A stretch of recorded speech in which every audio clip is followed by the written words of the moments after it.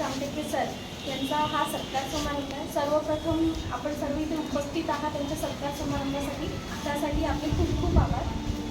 सुरुवातीला मी श्री लोकेश रामटेके सर आणि शुभम भावने सर यांना स्थानापन्न होण्याची विनंती करेन.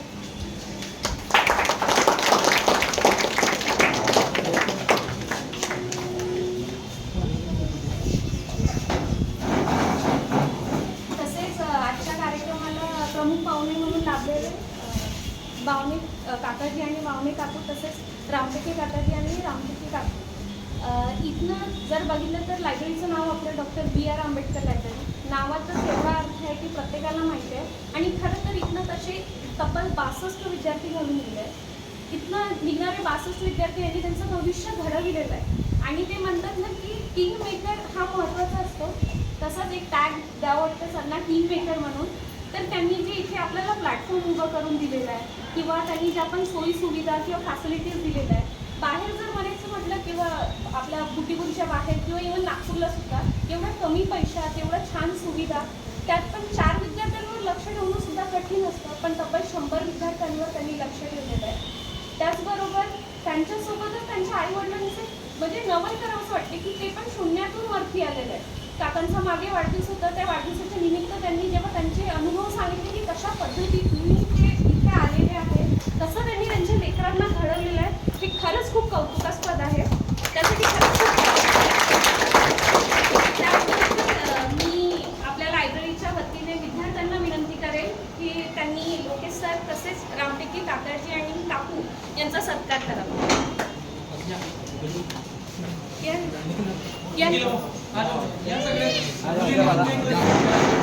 अरे जाओ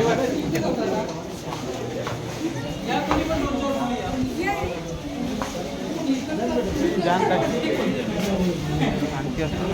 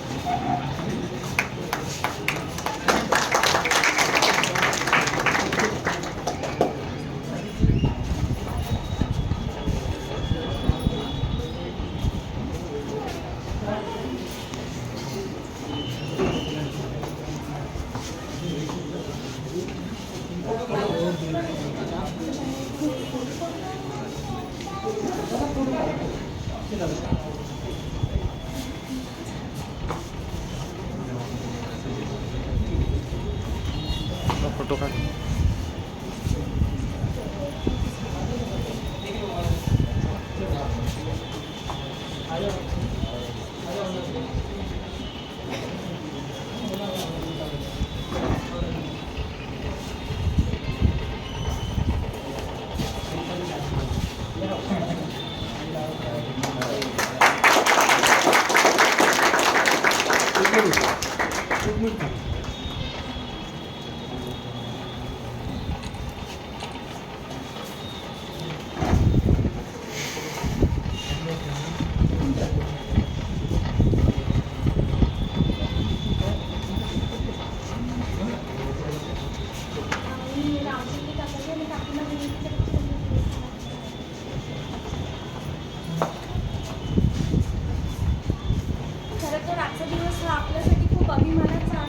कारण हा फक्त एका व्यक्तीचा सन्मान नसून तर त्या व्यक्तीचा त्याच्या जिद्दीवर, चिकाटीवर किंवा त्यांनी दिलेला वेळ जो काही इन्व्हेस्ट केला असेल त्यावर असलेला विश्वासाचा आहे. त्या प्रत्येक तरुणाचा आहे जिद्दी चिकाटीने कुठलं काम करतो किंवा खूप अभ्यास करतो, त्या सगळ्या बाबतीचा एक आहे.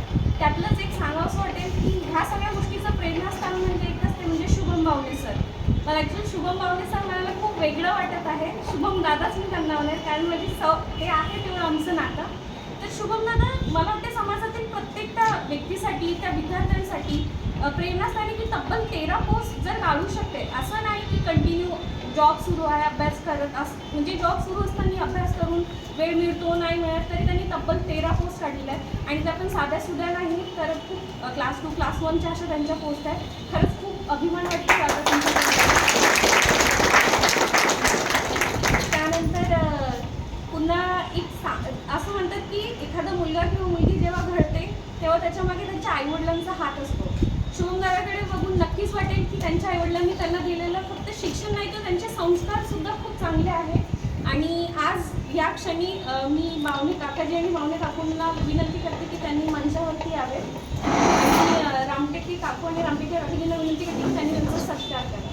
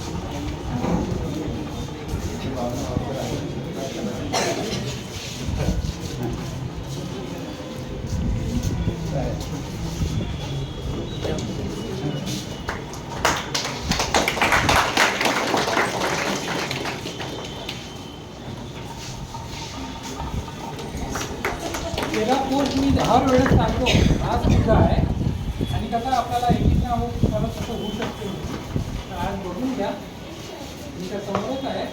तर आपल्याला फक्त कसं एकच पोस्ट काढायची आधी तेराच्या नंतर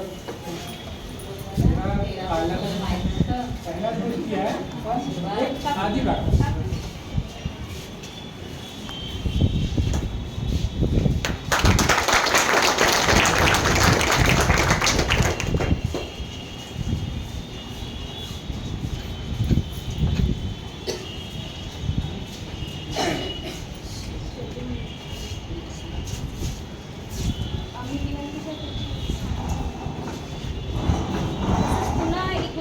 आवर्जून सांगायला आवडेल की जे प्लॅटफॉर्म आपल्याला ज्यांनी उभं करून दिले ते तसे लोक दिसतात तर त्यांच्याकडे पण त्या गोष्टीचा अनुभव होता. कुठलाही अनुभव जेव्हा नसतो तेव्हा विद्यार्थी ते स्वतःसुद्धा व्यक्ती घडू शकत नाही. त्यांच्याकडे अनुभव होता त्यांनी त्यामुळे एवढ्या विद्यार्थ्यांना मार्गदर्शन केले. त्यांच्याकडे तसेच BE, MBA, LLB किंवा PDS या सगळ्या डिग्र्या त्या स्वतः घेऊन बसलेल्या आहेत. त्यामुळे ते सुद्धा खूप कौतुकास्पद आहेत. त्यांच्यासाठी एकदा जोरदार टाळ्या.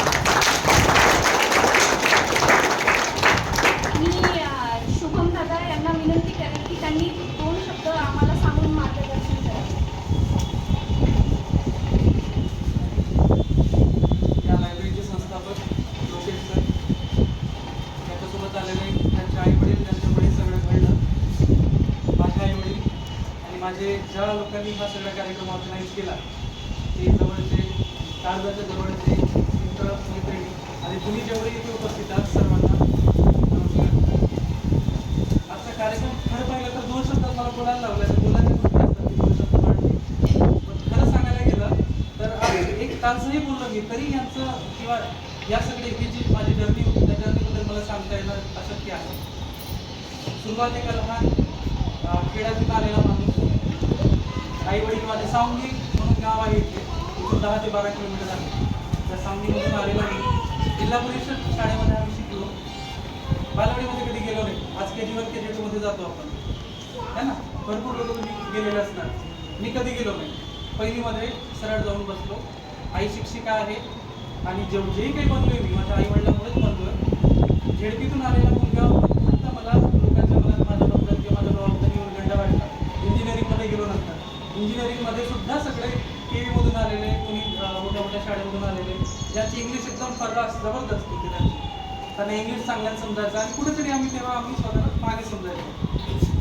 पण तिथेही जर आपण जिद्द ठेवली, चिकाटी ठेवली, त्याच्यानंतर स्वतःशी प्रामाणिक जर आपण राहिलो आणि अभ्यास करत राहिलो, योग्य रीतीने योग्य डायरेक्शनने जर आपण चालत राहिलो, आपल्या आईबाबांनी जर आपल्याला जिथे त्यांना पाहायचं आहे, जे त्यांचे स्वप्न आहेत, त्यांच्याशी जर प्रामाणिक राहिलो आणि कार्यरत राहिलो तर नक्कीच आपण यशस्वी बनू शकतो.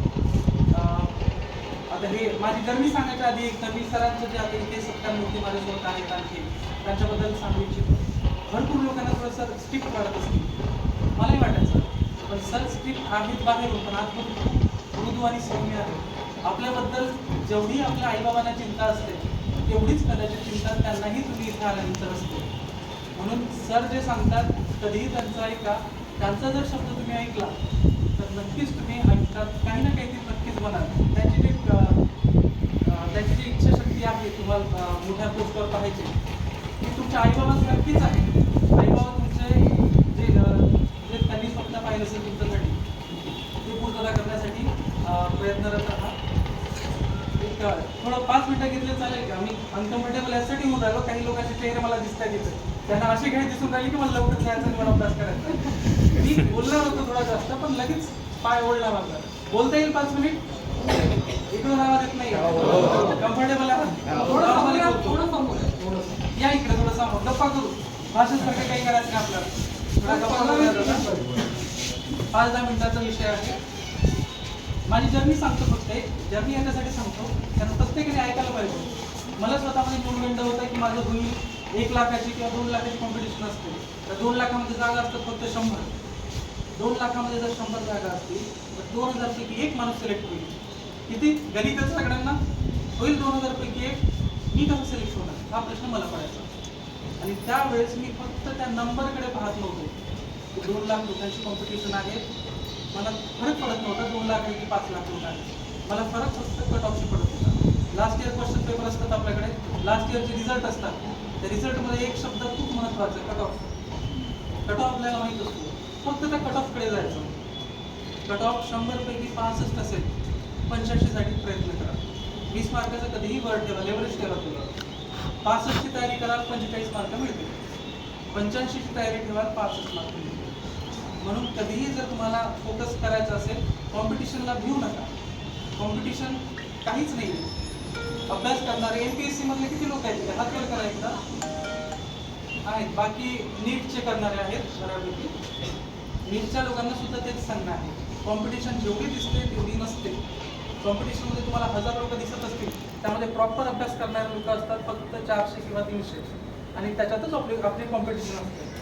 म्हणून जर तुम्हाला अभ्यास करायचा आहे फक्त कट ऑफकडे लक्ष ठेवा आणि कन्सिस्टन्सी सर्वात महत्त्वाची. तुमचा प्रामाणिकपणा, हार्डवर्क आणि कन्सिस्टन्सी, या 3 गोष्टी जर तुम्ही साध्य केल्या तर नक्कीच तुम्हाला पोस्ट मिळते. कन्सिस्टन्सी त्यातली सर्वात महत्त्वाची. आज बाळा आला अभ्यास करायला, 100 पानं वाचून टाकेल तो. दुसऱ्या दिवशी आला 85 वाचेल, तिसऱ्या दिवशी आला 10 वरी. बाळाबद्दलच नाही, माझ्याबद्दल ते होतं, प्रत्येकाबद्दल होतं तसं. आणि तेव्हा आपण खचतो इन द सेन्स, आणि माझा अभ्यास झाला नाही, बाकी लोकांचे दररोजचे किती पेपर होत असेल, किती अभ्यास होत असेल, माझं झालेलं नाही अजून.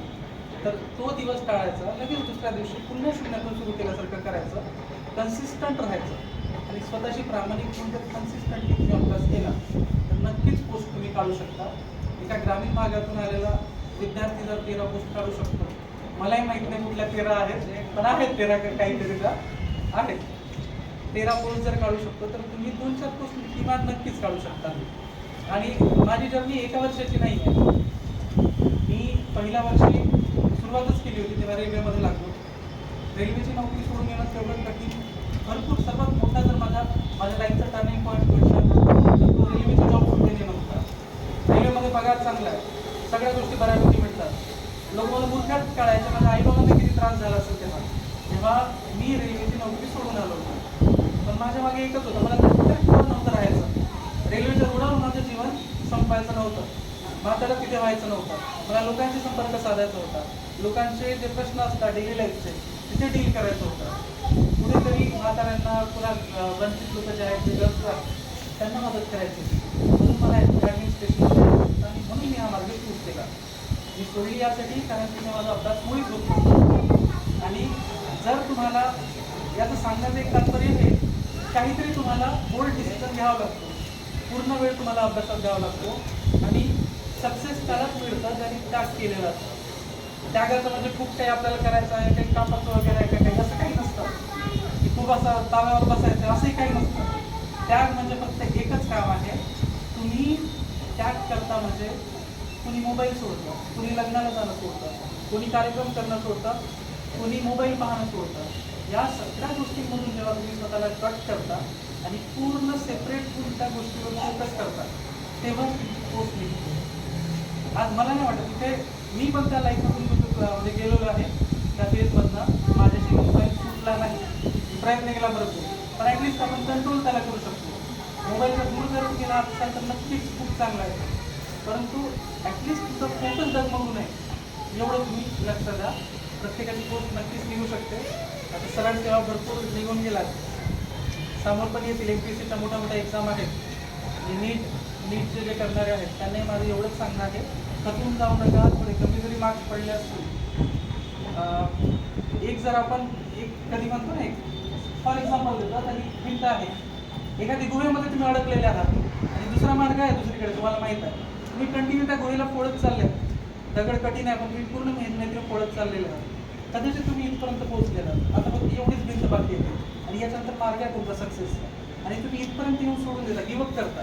सर्वात मोठं चुकतं आपलं तेच की आपण ऐन वेळेवर येऊन गिवअप करतो. मग कधीही गिवअप करू नका. कदाचित तो शेवटचा घाव असेल जो तुम्हाला मारायचा असेल आणि तो एक जर मार केला तुम्ही लगेच ते सक्सेस तुम्हाला मिळणार असेल. तीच ती एक्झाम असेल जेव्हा तुम्हाला पोस्ट मिळणार असेल आणि त्याच्या आधीच तुम्ही गिवअप केलं. भरपूर मित्रांना मी पाहिलं पाहिजे, या लायब्ररीसुद्धा काही मित्र होते जे मला वाटायचं की त्यांची पोस्ट निघते, परंतु ऐन वेळेवर त्यांनी गिवअप केलं आणि आज प्रायव्हेटमध्ये कुठेतरी करत आहे, स्ट्रगल करतात स्कूल. म्हणून जर तुम्हाला बनायचं असेल गिवअप करू नका. नैराश्याला हार म्हणून घेऊ नका, एक नवीन धडा म्हणून घ्या. नैराश्यात जाऊ नका. जर असफलता तुमच्याजवळ आली आहे किंवा असफल झाले, इन केस तुम्ही फेल्युअरमधून जात आहात तरीही घाबरू नका. त्याला एक लॅडर म्हणून घ्या. एक एक पाऊल पुढं जाऊन आपण सक्सेसफुल होतो. मी जिना चढला आहे, भरपूर लोकांनी चढला असेल अजून. फेल्युअर एक पायरी आहे म्हणतो ना आपण, मी जिना चढले, पण त्या जिन्यामध्ये एक एक टप्पा मला काही ना काही मिळत गेलं. असं तुम्हालाही नक्कीच मिळेल. सर्वांना मी पुन्हा एकदा शुभेच्छा देतो की प्रत्येकाचं तुमच्या शुभेच्छा आणि माझ्यापेक्षा जे लहान आहेत त्यांना आशीर्वादही देतो की सगळ्यांच्या पोस्ट निघोत, नीटवाल्या लोकांचे नीट एक्झाम चांगले हो, त्यांना नीट पोस्ट मिळो आणि चांगलं पोलीस भरतीवाल्यांना सुद्धा मेहनत करत राहा. तुमच्यासारखी मेहनत मी कुणालाच करताना पाहिलेलं नाही जे ग्राउंडवर मेहनत करतात. म्हणून एखादी वेळेस जर तुमचं कमी जास्त झालेली असेल तरी वेगवेगळ्या जिल्ह्याच्या निघत राहतात दरवेळेस. हिंमत हारू नका, नक्कीच तुमच्याही पोस्ट निघतील. काही जर कोणाला क्वेश्चन असेल तर नक्की विचारू शकता. मी 5 मिनिटं त्याला देतो. काही विचारायचं असेल विचारू शकता. म्हणजे वन वे नको असं, म्हणजे मी बोलत नाही तुम्ही ऐकत आहात तसं नको. कोणाला काही क्वेरीज वगैरे असतील, काही विचारायचं असेल विचारू शकता. विदाउट अभ्यास केलेली कसं का पास होतो? You're good question, very nice question. तर यांना प्रश्न असा पडला असेल की मी अभ्यास करताना दिसत नाही. सध्या जो अभ्यास मी करताना दिसत नाही याच्यामागे मी केलेला अभ्यास आहे आधीचा. आधीचे मी 3-4 वर्ष कंटिन्यू अभ्यास केला. एकच पुस्तक 2-4, 10, 10 चालून पाहिलं. तर तेच कुठेतरी तेव्हा आपल्या ते सबकॉन्शियस माइंडमध्ये आपल्या एक काय म्हणतो त्याला, एक मेथडॉलॉजी तयार होऊन जाते किंवा एक स्ट्रॅटेजी किंवा अल्गोरिदम म्हणतो आजच्या शब्दात सांगायचं, तो अल्गोरिदम तयार होतो आपल्या माइंडमध्ये. मला माहिती आहे 4 क्वेश्चन येणार आहेत, क्वेश्चन आला त्याच्यामध्ये 4 काहीतरी आहेत ABCD. त्या ABCDमधून मी काहीतरी प्रत्येक गोष्ट वाचलेली असते. तेव्हा ते असं डेव्हलप होतं आपलं की हा एलिमिनेशन मेथड म्हणतो आपण त्याला, डेव्हलप होतो. पटकन कट करतो आपण आणि त्याचा जे मी कधीतरी वाचलेलं असेल 10 वेळा जर वाचलं सबकॉन्शियस माइंड अलर्ट होतो आणि त्याचा मला कुठेतरी फायदा होतो. म्हणजे तो बिलकुल डोळे झाक न करता केलेला अभ्यास नाही, तर माझा मागे केलेला अभ्यास मला नवीन परीक्षामध्ये सुद्धा पास करून देतो.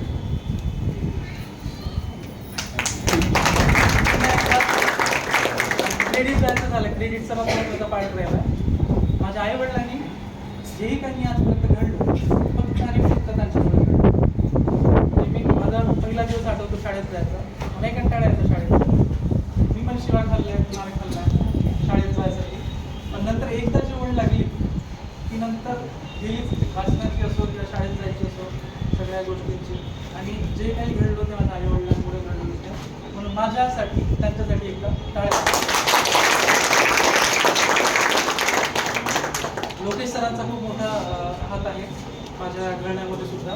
कारण मी जर घरी राहून अभ्यास केला असता तर मी फक्त मोबाईलमध्ये कोणाचं नोटिफिकेशन आलं का पाहू दे किंवा काहीतरी फोन करतोय अभ्यास तिकडे, सगळ्यांचा माझ्यासारखाच अभ्यास सुरू असेल असं वाटतं. जेव्हा पण इथे येतो लायब्ररीमध्ये आणि आपल्या आजूबाजूला 10 लोकांना पाहतो तेव्हा लक्षात येतं कॉम्पिटिशन कशी आहे आणि कोण किती अभ्यास करून राहिला आहे.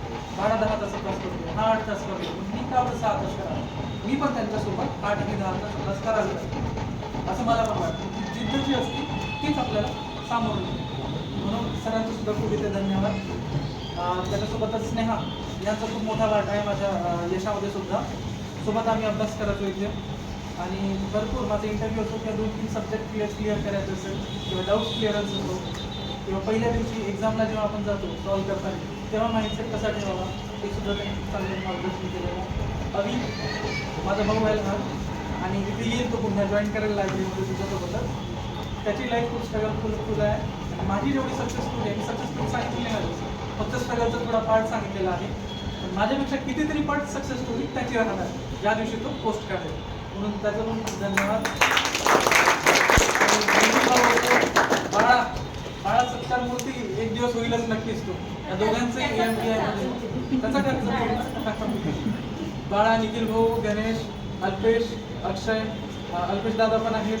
या सगळ्यांचे खूप खूप धन्यवाद. आणि तुम्हाला सर्वांचे सुद्धा अरे मेन संचालक राहीलच आपल्या त्याला इन्स्पेक्टर आहेत त्यांची सुद्धा पोस्ट खूप चांगली आहे. तुम्हाला सांगायचं तर या आणि स्नेहा या दोघी बहिणी आहेत आणि दोघी सुद्धा गव्हर्नमेंट जॉबवर आहेत. तुम्हाला काही डाऊट असला अभ्यास कसा करायचा काय करायचा तर नक्कीच तुम्ही यांना विचारू शकता. काही डाऊट्स असले तुमच्या किंवा क्वेरीज असल्या काही. पुन्हा एकदा सर्वांचे धन्यवाद. काही विचारायचं असेल विचारू शकता, नाहीतर आपण जे काही आहे पुढचा कार्यक्रम त्याच्याकडे जाऊ. चला थँक्यू वन्स अगेन.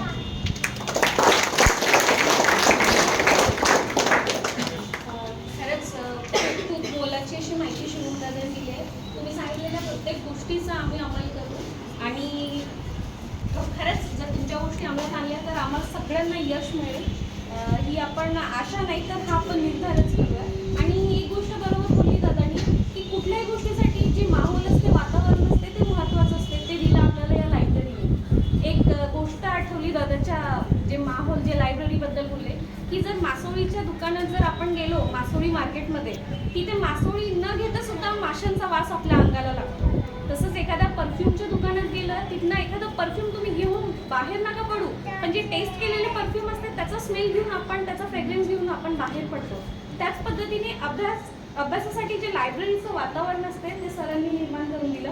त्यासाठी पुन्हा एकदा सरांसाठी मी विनंती करते की बावणे काकाजींनी त्यांचं मनोगत व्यक्त करावं.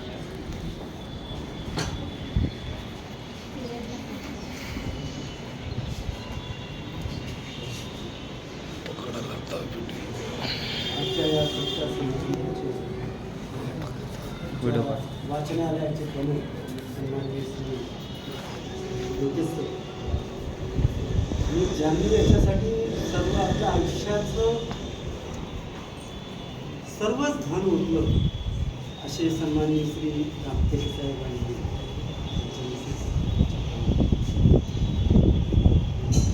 ज्याचा सत्कार होतो जे यापूर्वी दोन मिनिटं लागले आहे त्यांची श्रद्धा आणि स्नेह आणि सर्व इथे उपस्थित कुठून सुरू करावं कळत नाही. कारण कसं आहे मला आधी जो उभं होता तो पाहतो तर असं वाटतं की मी माझ्या कॉलेज लाईफमध्ये असं एक हिंदीच्या शायराने एक शायरी बोलली तिथून सुरुवात करतो, जास्त वेळ घेणार नाही. झुकेगा वही जिसमें जान, झुकेगा वही जिसमें जान है, अकड़ना तो मुर्दों की पहचान.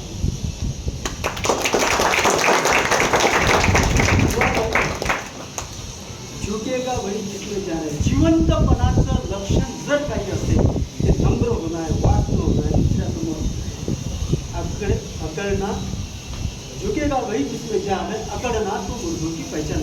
आणि मेलेला मनुष्य बघा तुम्ही, त्याला आपण लोणी लावतो तो अकडतो की नाही.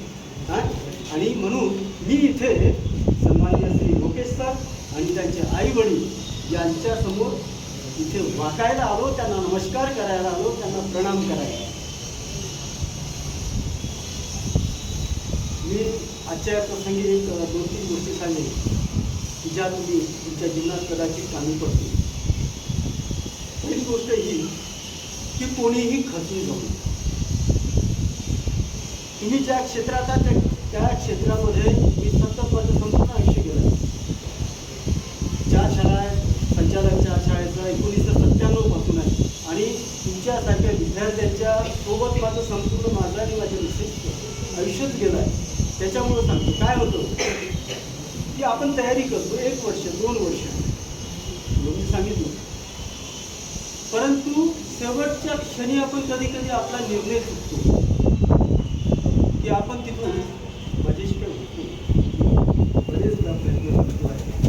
घरच्याचे मुली असतात थोडेसे नाही का, तर मुलगी असेल तर तिला तर जास्तच अगं लग्नाचं वय झालं कसं होईल, वाढत चाललं लग्न, मुलगा नाही, जास्त वयाची मुलगी झाली तर तुला नाही तसंच. तर आईवडिलांचं योगदान असतं, तो त्यांना समजावून सांगायला तुम्ही निश्चित माझा तुमचा आत्मविश्वास जो आहे ना तो इतका दांडगा पाहिजे, इतका दांडगा पाहिजे. तुम्हाला सांगा वरून एक थेंब पडतो खडका, पण तरी फुटतो ना, एका थेंबाने खडा फुटतो. तर आपला विश्वास इतका दांडगा ठेवा की तुम्ही येणाऱ्या परीक्षेत मी यशस्वी होणार. अपयशाला बिलकुल खचू नका. म्हणतात की अपयशी यशाची पहिली पायरी आहे आणि नक्कीच आहे.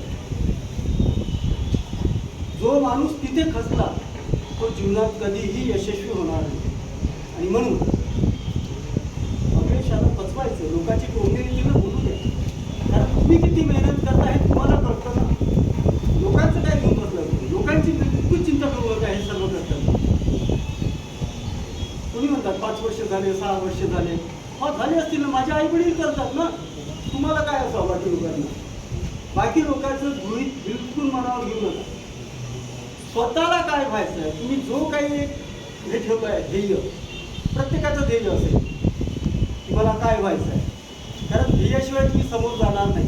जर इथून निघाले तुम्हाला जिथे कुठे जायचं स्टँडवरती गेले, तुमचं ध्येय जर निश्चित नसेल तर तुम्ही कोणत्याही बसमध्ये बसून कुठेही जाणार ना. ध्येय निश्चित असलं पाहिजे आपलं की मला अमुक व्हायचं आहे. नागपूरला जायचं म्हटलं तर नागपूरच्याच बसमध्ये तुम्ही बसणार, वर्धेच्या बसमध्ये बसणार. तर हे ध्येय निश्चित पहिले आणि त्याच्यावर मग निरंतर सतत आपण त्या गोष्टीवर काम करत आहोत.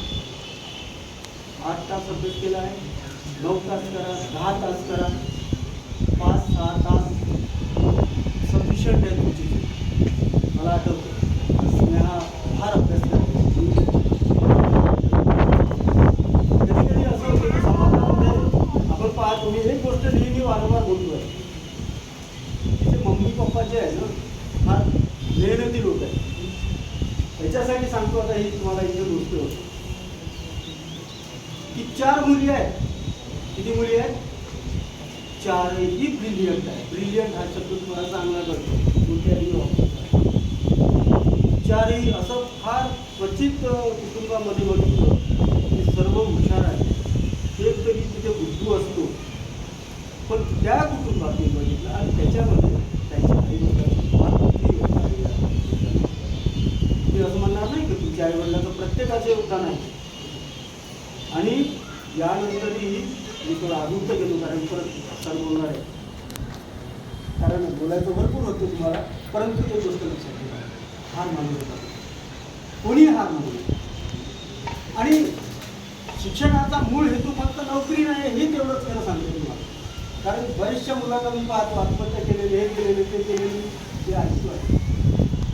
मूर्ख असेल ती मुलगी, तो मुलगा जो अपयशाला घाबरून हे सर्व करतो, बिलकुल त्या गोष्टीचा कधीही मनात लवलेशचा छोटासा विचारही करू.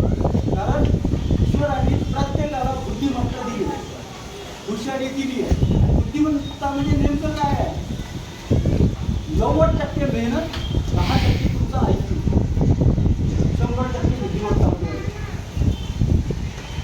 ज्याला हुशारी बोलतो आपण किंवा आपलं ती बुद्धिमत्ता ज्याला म्हणतो. मेहनत ही 90% असते, 10% फक्त कुणी मागे आहे की समोर गेला असं कोणी सांगू नका.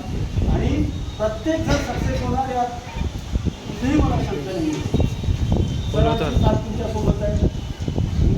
परत तुम्ही जर इथून निघून गेलेले जे असतील, जे पूर्वी परत गेलेले असतील, त्या जे ठरलं असेल तिथे प्रत्येक जण या लोकांना तुम्ही जेव्हा कधी तुम्हाला तिथे अडचण आली तर निश्चित त्यांना योग्य मार्ग मिळेल.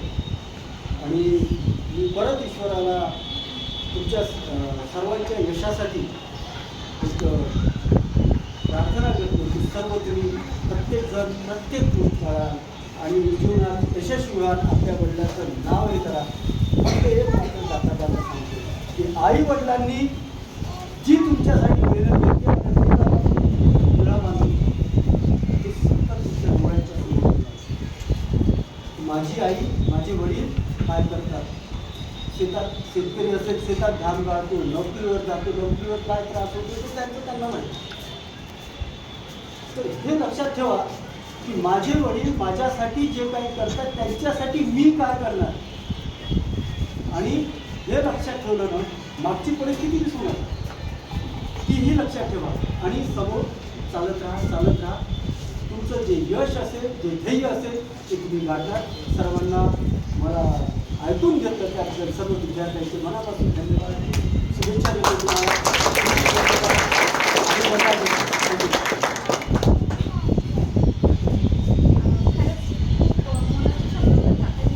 बरोबर आहे. सत्य हेच आहे. म्हणजे सत्य शेवटी हीच गोष्ट आहे की एखादी प्रेरणा जी आपण विद्यार्थी शोधतो ते एका पुस्तकात किंवा एखाद्या पिक्चरमध्ये किंवा एखाद्या गाण्यामध्ये नसते. ते आपल्या घरात जिवंत असते, जे आपल्या डोळ्यासमोर असते, ते म्हणजे आपले आईवडील. त्यांना आपण सकाळी उठल्यापासून रात्री झोपल्यापर्यंत बघत असतो. माझं एकच म्हणणं आहे की कुठलीच व्यक्ती दुसरी आपल्यासाठी प्रेरणा असूच शकत नाही जर आपले आईवडील आपल्याकडे असतील. म्हणजे माझ्या बहिणीचं जसं काकाजी बोलले, माझ्या बहिणीचं आणि माझं सांगायचं झालं तर आमच्यासमोर आमचं जे प्रेरणा होतं, जे आम्हाला इन्स्पायर करतो ते आमचे आईवडील. आम्ही आमच्या आईवडिलांची स्ट्रगल बघली.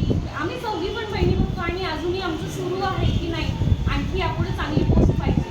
त्याचबरोबर जी गोष्ट म्हटली काकाजींनी, सहसा कोणी सांगत नाही की अपयश कसं पचवायचं. प्रत्येकजण यशाबद्दल बोलत असतो, पण अपयश पचवून की पुढे कसं जायचं माणसाने, तो सुद्धा त्यांनी मार्ग सांगितला. खरंच काकाजी, पुन्हा तुमच्या टाळ्या वाजून लोकेश सरांना की त्यांनी सुद्धा त्यांचे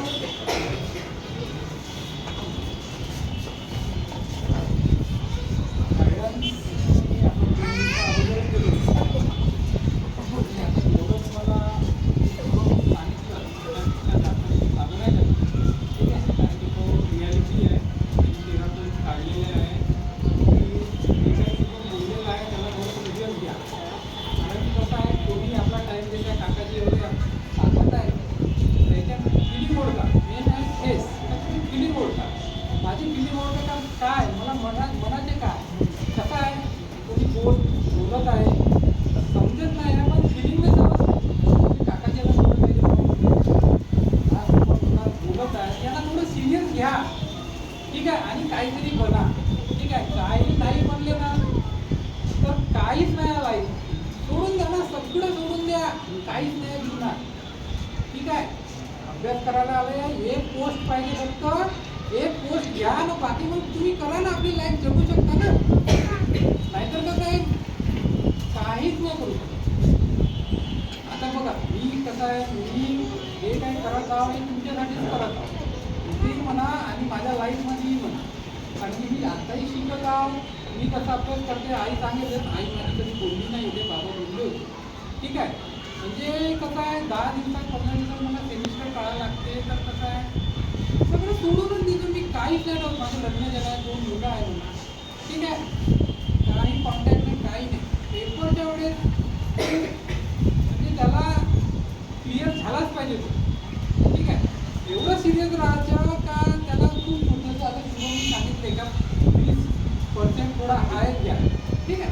तसंच मी सांगतो माझं सेमिस्टर कधी आपली म्हणजे तोच मागितलं होते, तर असंच कसं होतं मला जे पर्सेंटाईज मिळालं 8.2 मिळाले, माझ्या खाली 6.5 आहे आणि ते मुलं तुमच्यासारखी आहे 24-25%. माझे 38 रनिंग आहे ना, त्याला माझ्यापेक्षा जास्त घ्यायला पाहिजे ना, नाही का? पण नाही, ते सिरियस नाही ना, जसे तुम्ही कोणी सिरियस नाही राहत थोडंफार तसे आणि तेही सिरियस नाही. म्हणून तुम्हाला सांगणं आहे आमच्या सर्वांचं सिरियस राहा. हा टाईम बघा, हे सांगतो मी तुमच्या वेळाचा होतो, मी सिरियस नाही होतो, ठीक आहे. एवढा अभ्यास मी नाही करायचा, पण जेव्हा आपण अभ्यास करता म्हणलं नाही ह्या वेळेस आपल्याला खूप सिरियस राहायला लागते. फक्त पेपर टाईम ना, असं कसं वर्षाने आणि 1 महिन्यानी 1.5 महिन्यानी ते पेपर तर राहत नाही, कधी 6 महिन्यांनी राहते, आता सेमिस्टर पॅटर्न राहते, कधी आता ते कॉम्पिटेटिव्ह एक्झाममध्ये ते थोडं 4 महिन्यांनी घ्या, 5 महिन्यांनी घ्या, तर ठीक आहे. थोडंफार 4 महिना बाकी आहे, 3 महिने थोडंफार लाईटली घेतलं थोडंफार चालेल, पण लास्टचा जो 1 महिना आहे ना सगळं सोडून तेव्हा रिझल्ट येणार, नाही तर काही नाही येणार. काहीच नको ठेवा. म्हणजे कसं आहे बघा, आता मी 7 वर्ष झाली मी करतच आहो आणि कसं आहे मला लोक फक्त नावाने ओळखते, पण लोकेश कोण आहे हे आत्तापर्यंत कोणाला माहिती नाही. काय होते कारण की मी एक तर मार्केटिंग करत नाही, माझा जॉब आहे जनरल टाईम ड्युटीवर जातो आणि मला इंटरेस्टच नाही. म्हणजे काय मला कसं आहे नाही ना, कारण की सगळ्या कोणताही एक व्यक्ती एका फील्डमध्ये टाकत नाही, तर आपल्याला कसं आहे ह्या फील्डमध्ये दुसऱ्या गोष्टीकडे लक्ष घेतो मी टाकणार माझं फुल लक्ष तिथेच राहते आणि माझं माइंड तिथेच राहतो. मी म्हणजे माझी थिंकिंग जी आहे ना, मी माझं एज्युकेशन सुद्धा दुसरीकडे जात असते आणि म्हणून मी मला सांगतो की एज्युकेशनला तुम्ही सिरियस घ्या आणि काही लवकर करा. बघा मोबाईल कसा आहे, मोबाईल एक चांगलाही आहे आणि बेकार आहे, जास्त बेकारच आहे, ठीक आहे. थोडं दूर ठेवा. ऑनलाईन वायफाय सगळं पूर्ण आहे का म्हणून विचारते ते काय करते ते मला माहीत आहे. अभ्यास करणारा व्यक्ती बरोबर काय त्याला काहीची गरज नाही. म्हणून सिरियस राहा. मी तुम्हाला मी म्हणतो का म्हणजे पायऱ्यात चढाच नको, एकच पोस्ट काढा आणि त्याच्यातच खुश आहे, ठीक आहे. पण काढा, कारण की एक पोस्ट काढणं हालत खराब होऊन जाते. खूप मुलं त्याचे सांगत नाही म्हणून ती सोडून देतात. मी पाहिलेले आहे, मी त्याला कॉल करतो ये मी फ्री देतो ये विचारायला गेलाही असेल, पण त्याची कसं आहे ते प्रॉब्लेम सगळ्याचे वेगवेगळे राहते. तर तुम्ही समजते ते नाही, पण जेव्हा तो सुटते तर कसं बेकार वाटते. कारण तुम्ही 6 महिने 1 वर्ष जेव्हा राहता निघते आणि नंतर सोडून जाता काही नाही, पण नंतर थोडं मन दुखते ना, तसं नाही व्हायला पाहिजे आणि तसं करायला नको. आणि काही प्रॉब्लेम आले तुम्ही बोलू शकता, कसं आहे मला घडवायचं आहे ना तुमचं, ठीक आहे. म्हणून थोडं सिरियस राहा, आपली लाईफ सेट करा. आणि मला वाटलं नव्हतं कधी आज जीवनात चांगला थोडा म्हणजे मी कसं मी फक्त करत होतो मला वाटलं नव्हतं का कोणी माझी कारण. कारण की कसं आहे आपण ते थिंकिंगच नाही ठेवत ना, आपल्या माइंडमध्ये कसं राहते नाही आपल्यालाच करायचं आहे, आपल्यालाच करायचं आहे. तर कसं आहे जे चांगले करते थोडंफार त्याच्यासोबत थोडं चांगलं होते समजून घ्या. आणि कसं आहे मी लागल्यावर मी तुम्हाला सोडणारा होता आहेच नाही, पोराला 10 वेळा सांगतो यावर एवढी लागलेली आहे नाही ते का आपल्याला टीम म्हणून राहायचं आहे आणि खूप मोठं घडवायचं आहे समोर जाऊन. कारण की कसं आहे तुम्ही सिलेक्टेड पर्सन आहात ना, सिलेक्टेड पर्सन ते कोणी ऐकणार, ते काही आहे ते त्याचे कोण ऐकणार. तर तुम्ही घरचीच नाही करत तर बाहेरचे काय विचारणार, ठीक आहे. म्हणून मला माझी टीम बनवायची आहे, सगळं चांगलं राहते. तसं ते माझ्या कॉन्टॅक्टमध्ये समजा मला कसं माझ्या एक गोल कसा एक झाला दुसरा तयार होतो, बरोबर आहे. तर आता तोच गोलला मला 2-3 वर्ष लागणारच आहे. त्याच्यात आहे एक वेळा तो झाला ना तर सगळं मला समजून घेऊन जाईल की म्हणजे टीम वर्क करायचं मला. कारण की बघ मी 7 वर्ष झाली आहे फक्त 62 काहीच नाही ना, 62 काय नाही मला 1000 करायचे आहे, 10,000 करायचे आहे.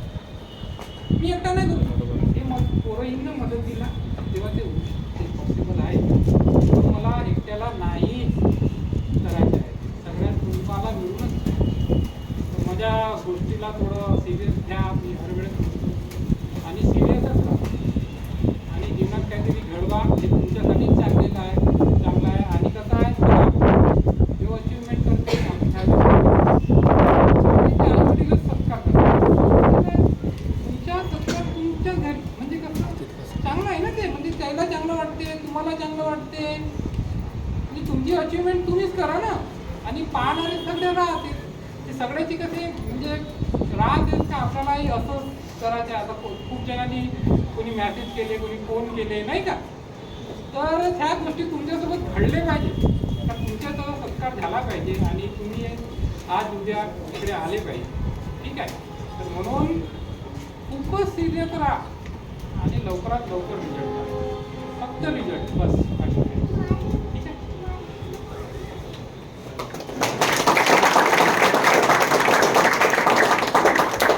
खरंच खूप खूप आभार सर. तुम्ही जे म्हणजे तुमचे शब्द आहे, जी तळमळ आहे, ती क्वचितच या समाजात किंवा या जगात जे तुरळक व्यक्ती आहे त्यांच्यामध्ये दिसून येते. आणि खरंच ही जी तळमळ आहे, त्या तळमळीला आपण सगळेच थोडं त्यांच्या खऱ्यावरती उठू आणि पुढच्या वेळेस तुम्ही इथे बसले असाल असं काहीतरी करूया. त्यानंतर जसं सरांनी म्हटलं की आज काकू बोलणार, तर आज सगळेच आम्ही उत्सुक आहोत की तुम्ही येऊन 2 शब्द सरांना सांगावे. फक्त अभ्यासच सांगा ऐकलं पाहिजे. मी कधी बोलली तर नाही. नमस्कार सर्वांना. बोलली नाही अशी अशा एवढ्या लोकांमध्ये, अशी 1-2 लोकांमध्ये बोलली.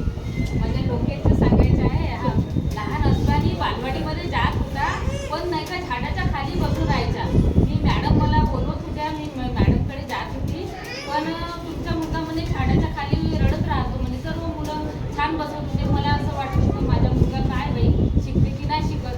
पण त्या काळात कसं बालवाडीच होती. पण आता एवढा हुशार झाला का तो आम्हाला चूप राहा म्हणते, तुम्ही बोलू नका म्हणते. 15 दिवस सुट्ट्या काढून घरी राहिला आणि 15 दिवसात त्यानं त्याची पूर्ण अभ्यासाची तयारी केली आणि तो टॉप आला. तर म्हणजे आम्हाला खूप विचार आला त्याचा. आणि सांगायचा का 25-25 वर्षाचे मुलं हे म्हणजे कमी पर्सेंट घेतले. तर मी म्हटलं त्यांना तर अभ्यासाशिवाय दुसरं काहीच नाही. तुला तर लायब्ररी पाहावं लागते, डिग्री पाहावं लागते, 2 मुलं पाहावं लागते. तू एवढं 38 वर्षाचं वय म्हटलं तर तुला कमी पर्सेंटेज पाहिजे. त्यानं 82% घेतले. तर मला त्याच्याबद्दल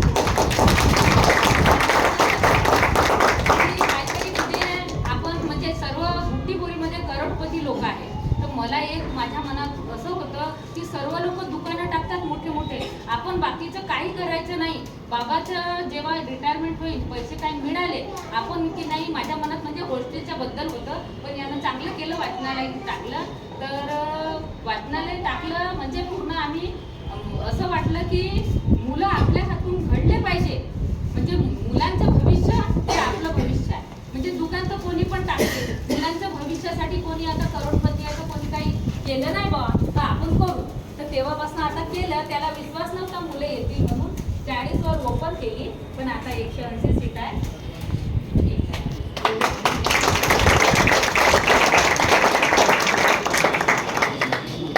धन्यवाद.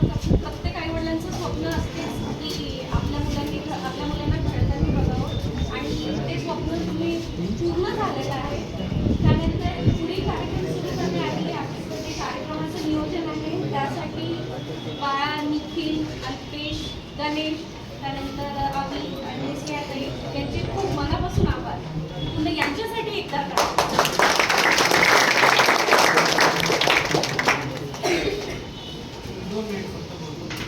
मगाशी मी जेव्हा सुरुवात केली तो पॉईंट राहिला, कारण मी ते अनकम्फर्टेबल चेहरे पाहिले होते काही लोकांच्या गोष्टी मार्केट होतं मला.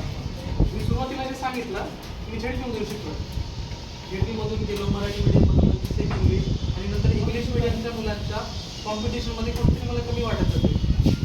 मी सांगतो कुठेच आपण ग्रामीण भागातले मुलं कमी पडत नाही. तो माणूस GH रायसोनीमधून शिकलेला असो किंवा कुठल्याही ICE मधून शिकलेला असो, आपण जे ग्रामीण आहोत सगळे आपण इथे ग्रामीण भागातच येतो. नागपूर म्हणून आपली ही तहसील आहे. आपण कुठेच कमी पडत नाही कुठल्याच कॉम्पिटिशनला. तुम्हाला जर 10वीमध्ये 87% पडले असेल किंवा 67% पडले असेल किंवा काही माझ्या 30-32 मित्रांना 47 जरी पडले असेल तरी तो एक पेपर डिसाईड करू शकत नाही. नव्याने सुरुवात करायची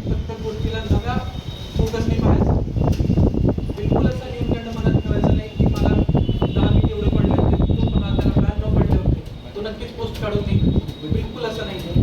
जेवढी मेहनत तुम्ही कराल तेवढ्या जवळच्या पोस्टला तुम्ही पोहोचाल. म्हणून अभ्यास करत राहा, नक्कीच तुमची पोस्ट एक दिवस निघेल. पुन्हा इथे कार्यक्रमाला मला पण बोलवा, मी पण येतो तिथे आणि सगळे येऊ तुमच्या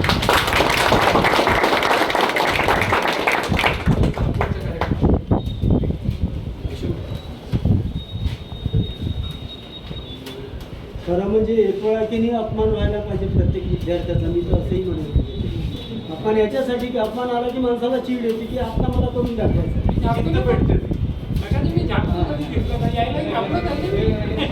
अपमान झाला की माणसाला चीड येते नाही आता असं म्हणतो तुम्ही मग मी करून दाखवणार.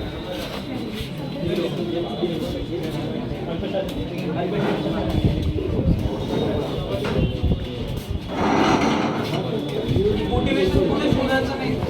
मोटिवेशनचा शोध जो माणूस घेतो कुठेतरी फेक गोष्टीवर आपण इकडे पाहतो. मोटिवेशन कधी कशाला शोधायचं नाही. आपले आई बाबा आपल्यासाठी सर्वात मोठं मोटिवेशन आहे.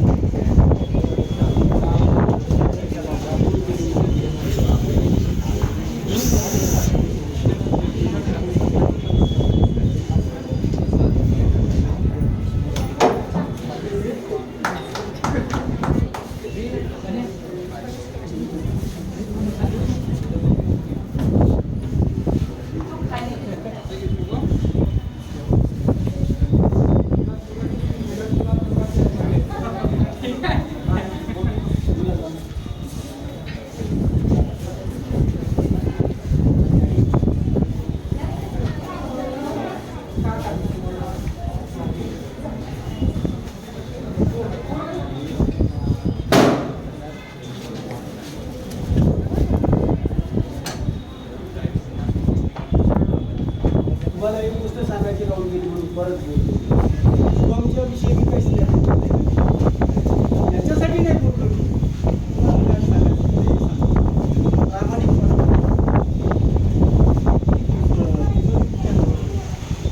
ज्या पोस्टवर तो काम करतो ना तिथे 3 महिन्याच्या वर कोणी टिकत नाही. मालमत्ता व्यवस्थापक पावणे 2 वर्ष झाली कोणाच्या सुद्धा घेत नाही. त्याच्यावर तुम्ही कल्पना करू शकता.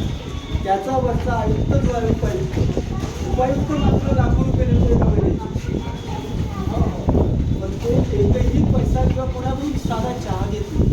आणि लातूरचं मराठवाड्याचं राजकारण इतकं वाईट आहे की आपली मोठी आहे महानगरपालिका आपली, परंतु लातूरमध्ये राजकारण अतिशय हे आहे. परंतु फार चांगलं काम केलं त्यांनी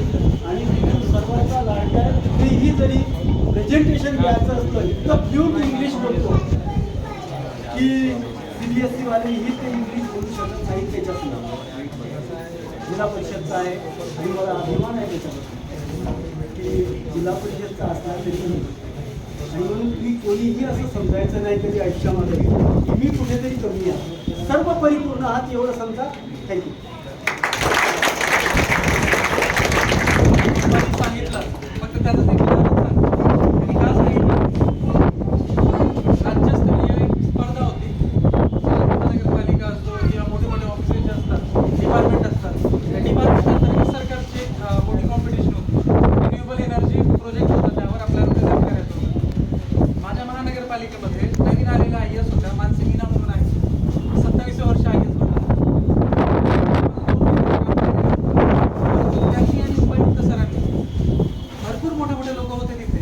पुण्याला मला पाठवलं होतं महानगरपालिकेला प्रेझेंट करायसाठी. आणि तिथे एकटाच गेलो होतो आणि तिथे एक दिवसाआधी मला सांगितलं आणि तिथे जाऊन प्रेझेंट करून आलो. आणि प्राईज सुद्धा आम्ही त्याच्यात जिंकलेलो होतो. आपण स्वतःला कमी लेखतो, आपण कमी राहत नाही कुणापेक्षा. फक्त आपण जे स्वतःला कमी लेखतो म्हणजे आपणच स्वतःला अडवतो. जोपर्यंत तुम्ही स्वतःच्या मनात स्वतःला अडवणार नाही तोपर्यंत स्वतःचे पंखच तुम्ही छाटताय. स्वतःला बाहेर येऊ द्या. स्वतःला प्रत्येक गोष्ट तुम्ही अचीव करू शकता हे सांगा. पुन्हा आकाश तुमचा आहे. जे पाहिजे ते तुम्ही achieve करू शकता. आणि थोडं ग्रुपमध्येच राहा. कसं आहे नाही, आम्ही चर्चा आता भाषण नाही आता. एकाने आपण जेवढा अभ्यास करतो तेवढा कमी पडते. आता बघा यांच्या ग्रुपची झालेली तसं तेव्हा थोडंफार, कारण की शेअरिंग जेव्हा होते ना थोडं माइंड होते ते घेऊन जाते. आणि रिलेशन बघा आता हे सगळे बोलले सगळे सोबत पण अननोन होते सगळे. पण अभ्यास करता करता कसं आहे एकामेकाला झालं कॉर्डिनेशन आणि बोला तर ते आज बघा तुमच्या कुठे गेले. तर तुम्ही पण असं करा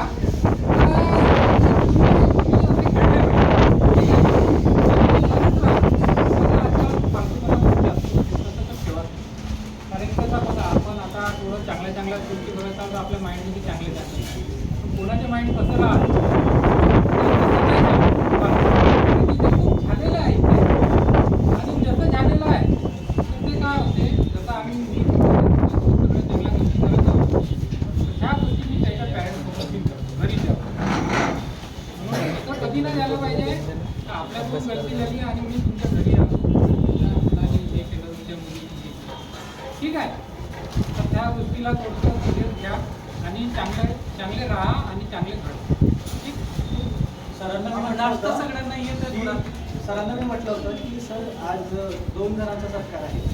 एक म्हणजे आमचे मोठे बंधू शुभम मावळे सर आणि दुसरा म्हटलं तर सरांचा. तर सर थोडे ऑकवर्ड झाले. माझं सत्कार कसं काय, मी काय केलं. तर म्हटलं तुम्ही इथे येणारा प्रत्येक इथून निघणारा प्रत्येक व्यक्तीचा सत्कार करतात जेवढे काही लोक इथे जॉबवर लागलेले आहेत त्यांना. त्यामुळे आपली ही एक जबाबदारी बनते की सरांचा एक सत्कार व्हावा. त्याच्यामुळे आम्ही आज डिसाईड केलं होतं सगळ्या मित्रांनी मिळून की सरांचा सुद्धा एक सत्कार करावा. आणि सर थोडे ऑकवर्डच होते, आताही सर ऑकवर्डच आहे. नाही नाही बघा कसं राहते रिलेशन कसं राहते बघा ते सगळे कोणत्या रिलेशन म्हणजे आपल्याला नाही नाही म्हणतात. ठीक आहे. त्याचा याच्या फोन आला ना मला वेगळं वाटलं मी नाही करू शकत. मी त्याला नाही म्हणू शकत. मी नाही म्हणू शकत कारण की त्याचा रिलेशन जेव्हा बनते ना तर कसं आपल्याला नाही म्हणू ठीक आहे म्हणून